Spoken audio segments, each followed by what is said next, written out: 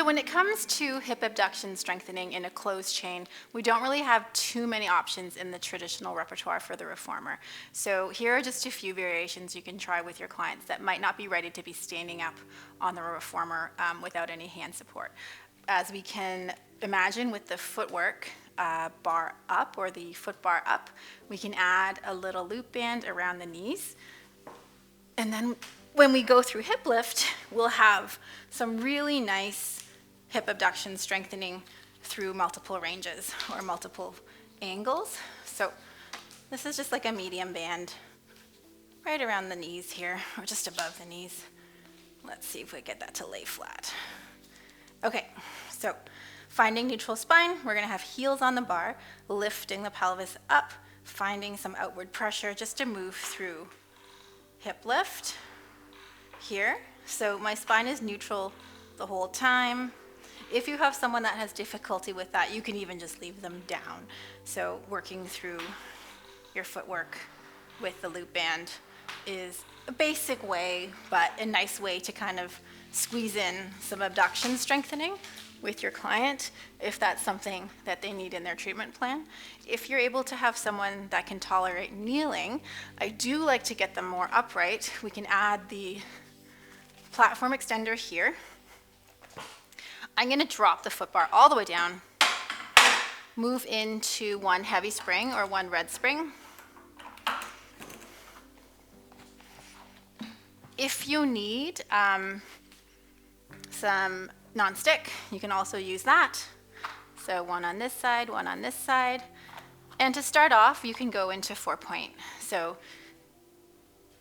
starting off in neutral spine, pressing away, strengthening at about 90 degrees of hip flexion for those abductors. If you prefer to have a little bit more of a neutral hip position for abduction, you can also attempt to abduct in side splits from here. So just pressing out and then back in. And if you need to have some hand support for your client, it's an easy position to do that as well. So again, if your client can't tolerate standing, then you can always try either 4-point or just tall kneeling like I'm doing right now. You can also change the angle by going into a little bit of external rotation and then pressing away so you get some different glute fibers in the back. So lastly, we've got the jump board here to act as a little bit of hand support, but also as a little bit of, I guess, reference point for your client if your client's not ready to do full standing on the reformer. So we're going to take the platform extender, we're going to put that in. I have about one heavy spring or one light spring here.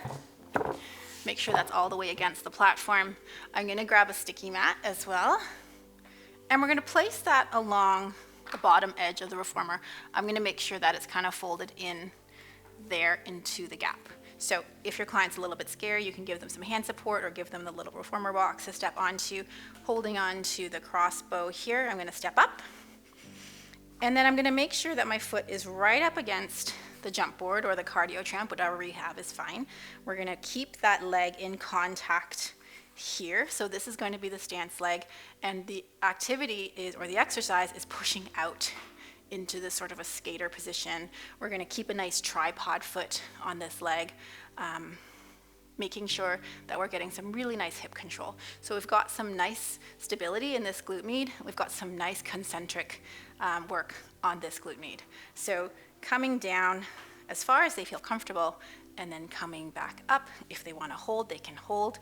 Although some people, you can appreciate, are a little bit short to, or tall, I should say, to be holding the cardio tramp if that's all you have. But for some people, honestly, I don't mind. Like if that's what it takes to get them to this point, then that's fine. If you want to fold forward at the waist, go for it, because we're still getting some really nice skater work.